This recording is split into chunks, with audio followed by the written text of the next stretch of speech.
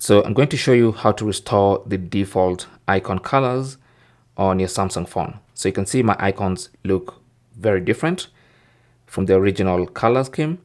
So to restore the original color scheme for your icons, just go to settings. Under settings, scroll down to wallpaper and style, tap on that, and then tap on color palette.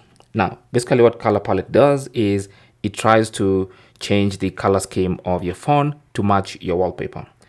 Now, you can also have a separate option to apply palette to app icons. So you can turn that off first. Okay. Now that's going to change the icons, as you can see, back to their default colors.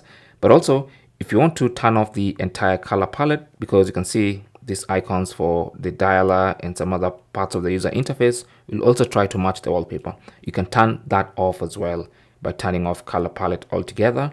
And once you tap on apply, you'll notice your wallpaper remains, but your app icons are back to their default color. All right. So that's how you can do that. Thanks for watching. Don't forget to like and subscribe, and good luck.